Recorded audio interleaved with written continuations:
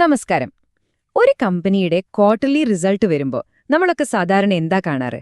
ലാഭം കൂടി അല്ലെങ്കിൽ കുറഞ്ഞു എന്നൊക്കെയുള്ള വലിയ തലക്കെട്ടുകൾ അല്ലേ? എന്നാൽ ഇന്ന് നമ്മൾ ആ തലക്കെട്ടുകൾക്കൊക്കെ അപ്പുറം പോയി ഈ അക്കങ്ങൾക്കുള്ളിൽ ഒളിഞ്ഞിരിക്കുന്ന യഥാർത്ഥ കഥ എന്താണെന്ന് കണ്ടെത്താൻ പോവാണ്. ഒരു ഡിറ്റക്റ്റീവ് പണി തന്നെ. ഇപ്പോ ഉദാഹരണത്തിന് ഇത് നോക്കൂ. കൈറ്റെക്സ് ഗാർമെന്റ്സ് അവരുടെ സാമ്പത്തിക ഫലങ്ങൾ സ്റ്റോക്ക് എക്സ്ചേഞ്ചുകളെ അറിയിക്കുന്നൊരു അറിയിപ്പാണ്. ഇതുപോലത്തെ എത്രയെത്ര അറിയിപ്പുകളാണ് ഓരോ പാദത്തിലും കമ്പനികൾ പുറത്തുവിടുന്നത്. ഒറ്റനോട്ടത്തിൽ നോക്കിയാൽ ഇതൊരു സാധാരണ ഡോക്യുമെന്റ് മാത്രം. പക്ഷെ യഥാർത്ഥത്തില് ഈ കടലാസുകൾ നമ്മളോട് എന്താണ് പറയാൻ ശ്രമിക്കുന്നത്? വെറും അക്കങ്ങൾ മാത്രമാണോ ഇത്?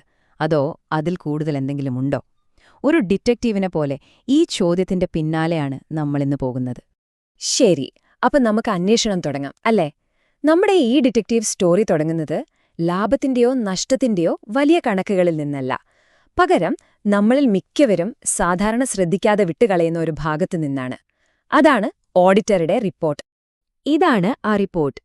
ഇതിനെ നമുക്കൊരു ഇൻഡിപെൻഡന്റ് ഇൻസ്പെക്ഷൻ എന്ന് വിളിക്കാം. അതായത് കമ്പനി പറയുന്ന കണക്കുകളൊക്കെ ശരിയാണോ എന്ന് പുറത്തുനിന്നുള്ള ഒരു ഓഡിറ്റർ വന്ന് പരിശോധിച്ചു ഉറപ്പുവരുത്തുന്നു. സാധാരണഗതിയിൽ ഇതിലെല്ലാം സ്റ്റാൻഡേർഡ് കാര്യങ്ങളായിരിക്കും. പക്ഷെ നമ്മൾ നോക്കുന്നത് ഇതിലെന്തെങ്കിലും അസ്വാഭാവികമായിട്ടുണ്ടോ എന്ന്. കിട്ടി. യോഗ്യതയുള്ള നിഗമനത്തിനുള്ള അടിസ്ഥാനം അല്ലെങ്കിൽ ബേസിസ് ഫോർ ക്വാളിഫൈഡ് കൺക്ലൂഷൻ.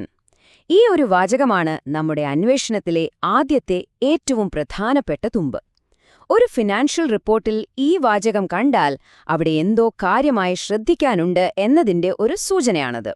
അപ്പോ എന്തായിരിക്കും ഓഡിറ്റർമാരുടെ ഈ ആശങ്കയ്ക്ക് കാരണം? നമുക്ക് ആ മുന്നറിയിപ്പിന്റെ ഉള്ളിലേക്കൊന്ന് ഇറങ്ങിച്ചെല്ലാം. അവർക്കെന്താണ് പ്രശ്നമായി തോന്നിയത്? പ്രശ്നം തുടങ്ങുന്നത് ഇവിടെ നിന്നാണ്.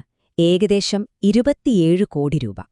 കൈറ്റെക്സിന് അവരുടെ ഒരു അസോസിയേറ്റ് കമ്പനിയായ കൈറ്റെക്സ് USA LLCയിൽ ഒരു നിക്ഷേപമുണ്ട്. ആ നിക്ഷേപത്തെക്കുറിച്ചാണ് ഓഡിറ്റർക്ക് സംശയം. അപ്പോ എന്താണ് യോഗ്യതയുള്ള നിഗമനം അല്ലെങ്കിൽ ക്വാളിഫൈഡ് കൺക്ലൂഷൻ? വളരെ സിമ്പിളായിട്ട് പറഞ്ഞാൽ, നമ്മളൊരു കാർ മെക്കാനിക്കിന്റെ കയ്യിൽ കൊടുക്കുന്നു.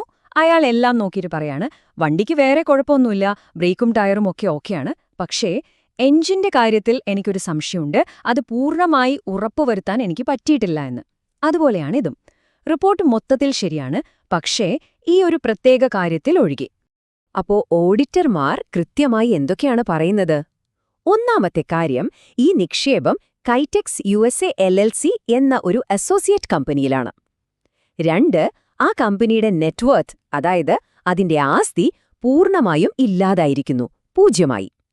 3, ഈ പണം തിരികെ കിട്ടും എന്നൊക്കെ മാനേജ്മെന്റ് പറയുന്നുണ്ടെങ്കിലും അതിനെ സാധൂകരിക്കുന്ന തെളിവുകളൊന്നും ഓഡിറ്റർമാർക്ക് കണ്ടെത്താനായിട്ടില്ല.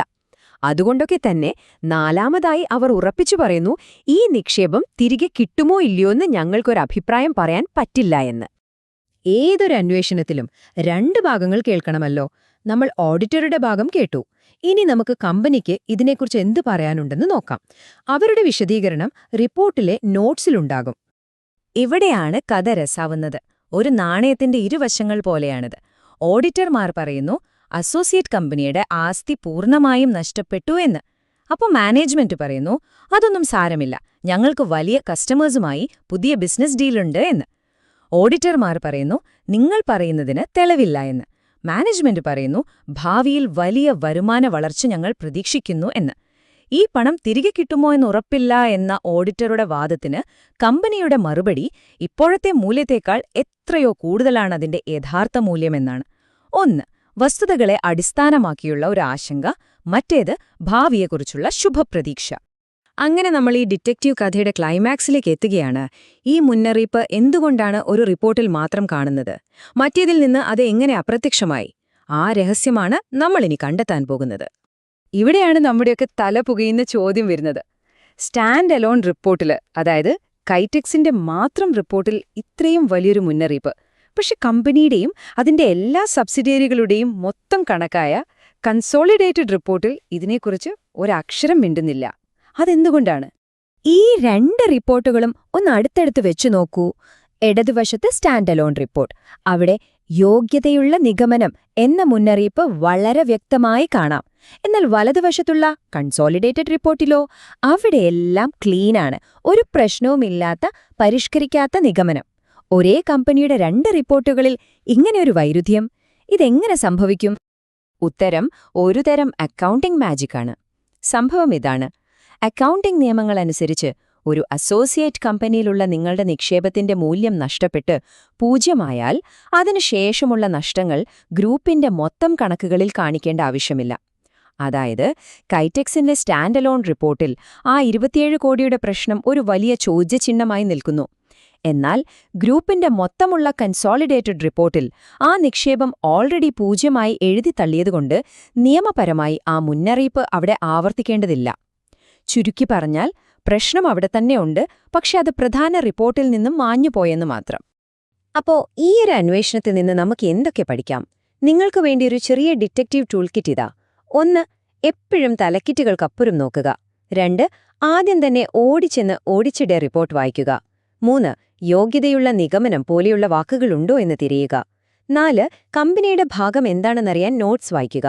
അവസാനമായി 5ാമത്തെ കാര്യം, സ്റ്റാൻഡ് അലോൺ കൺസോളിഡേറ്റഡ് റിപ്പോർട്ടുകൾ രണ്ടും താരതമ്യം ചെയ്ത് പൂർണ്ണമായ ചിത്രം മനസ്സിലാക്കുക. അപ്പോ അടുത്ത തവണ നിങ്ങളൊരു കമ്പനിയുടെ സാമ്പത്തിക റിപ്പോർട്ട് കാണുമ്പോൾ വെറും അക്കങ്ങൾ മാത്രമല്ല നോക്കേണ്ടത്, അല്ലേ? ഓർക്കുക, നിങ്ങൾ ദിവസവും കാണുന്ന ഓരോ സംഖ്യകൾക്കു പിന്നിലും ഇതുപോലെ ഓരോ കഥകൾ ഒളിഞ്ഞിരിപ്പുണ്ടാവാം. ആ കഥകൾ കണ്ടെത്താൻ ശ്രമിക്കില്ലേ?